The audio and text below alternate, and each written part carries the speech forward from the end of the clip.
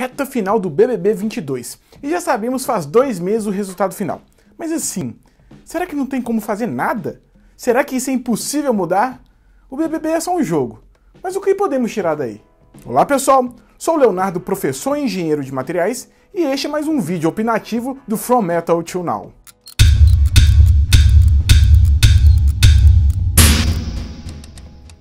Primeiro, eu quero trazer alguns números para considerarmos. Existem hoje 210 milhões de brasileiros, mas considerando apenas a população economicamente ativa, segundo os dados do IBGE pela série histórica de 2015, nós temos então 105 milhões de pessoas.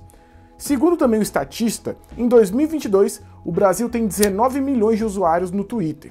E segundo o Kantar e Ibope Mídia, a audiência média do BBB 22 nas 15 praças gira em torno de 23 pontos de Ibope, dependendo da semana, o que equivale a aproximadamente 17 milhões de telespectadores únicos. Esses valores foram arredondados para facilitar a visualização. Mas olha só que interessante, se considerarmos apenas o universo dos brasileiros economicamente ativos, o que faz os números aqui inflarem um pouquinho, mas também desconsidera as crianças, nós temos um total de 18% dos brasileiros que usam o Twitter e 16% dos brasileiros que assistem ao BBB 22. Vejam bem, esses dados estão um pouquinho inflados, mas vamos esmiuçar ainda mais. Vamos supor que todos os posts no Twitter falando do Arthur fossem sobre o participante do BBB 22 e todos fossem positivos, e que cada post representasse apenas uma pessoa.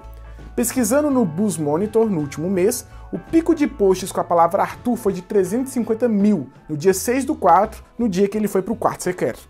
Então, dos 19 milhões de usuários do Twitter, 350 mil se mostraram engajados o suficiente para postar algo sobre o participante em um dos dias mais emblemáticos para ele no programa. Isso representa quase 2% dos usuários do Twitter no Brasil e quase 0,4% dos brasileiros economicamente ativos. Agora vamos analisar um pico de votação que tivemos no BBB 22, que foi o paredão do Arthur contra a Jade. Foram 3 milhões de votos por minuto durante o ao vivo.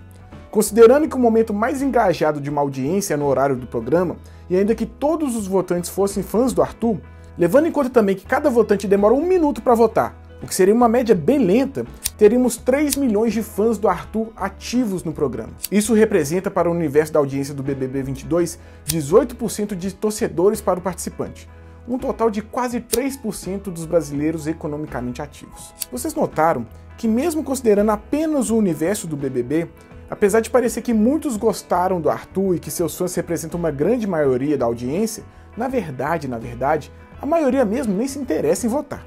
Se pensar no Brasil como um todo, a maioria nem assistindo está. Pensando só em quem assiste, alguns podem analisar que estatisticamente os votantes representam uma tendência representativa do público, mas isso é impossível de afirmar. Há muitas razões para as pessoas não se engajarem numa votação. Elas podem apenas não se importar, elas podem não querer se cadastrar no site, dar muito trabalho ou não saber usar a internet, mas pode ser que um grupo seja tão barulhento, tão engajado, que as pessoas achem que nem adianta tentar fazer nada, que ganhar é impossível. Qual é a real importância do resultado do BBB 22 na vida das pessoas? A vitória ou não do Arthur não vai mudar a vida de quase ninguém. Mas o ponto é que esse fenômeno é extrapolável para muitas coisas da vida real mesmo. Vamos pensar nas eleições. Apesar de no Brasil existir segundo turno, vocês com certeza já viram inúmeras pessoas falando que não adianta votar no candidato X ou Y porque ele não tem votos o suficientes, ele não tem chance de ganhar. Mas na verdade, esse sentimento pode estar muito enviesado e pode influenciar o próprio levantamento estatístico. Se você acha que é impossível que você acredita ganhar de fato, possivelmente você nem tentará fazê-lo. Parece tempo perdido, mesmo na hora de responder uma pesquisa eleitoral. Talvez uma pergunta mais interessante a ser feita nesse tipo de pesquisa é qual candidato você gosta mais. Talvez isso possa ser um retrato mais interessante do que perguntar em qual candidato você vai votar. Os institutos de pesquisa sabem disso e tentam fazer o máximo possível para não contaminar os resultados. Por isso, inclusive, existe a pesquisa espontânea, onde não são dadas as opções de candidato, vai mais pelo gosto e também pela memória do eleitor.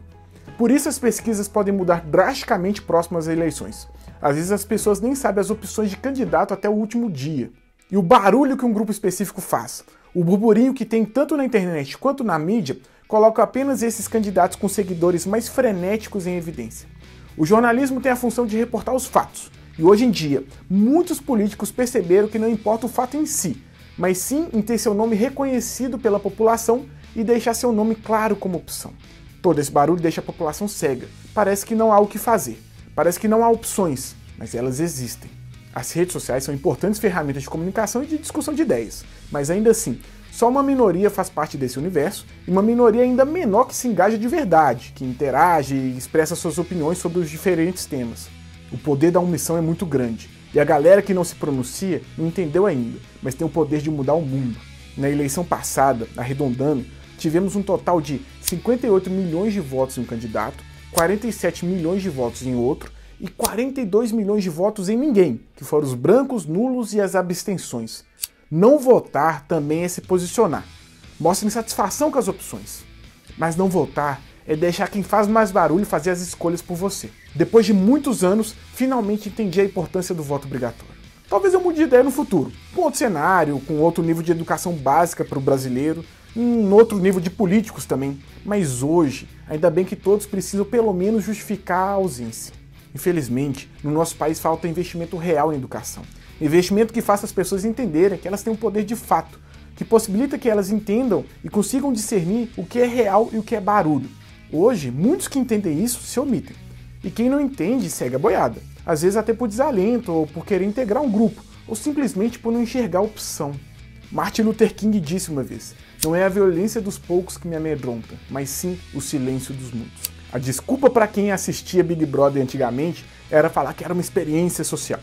Era dito que era interessante ver como as pessoas se comportam em confinamento, sob pressão, sendo obrigadas a fazer escolhas difíceis e se comprometerem uns com os outros. Hoje em dia, muitos ainda dão a desculpa do experimento social para assistir. Mas será que esse experimento diz mais sobre quem está dentro ou sobre nós que estamos fora? Curtiu? Se inscreva para mais vídeos de observação do mundo. Envie seu comentário com dúvidas, sugestões e correções. Existem com certeza pessoas com conhecimento muito mais aprofundado sobre o tema que eu trouxe hoje.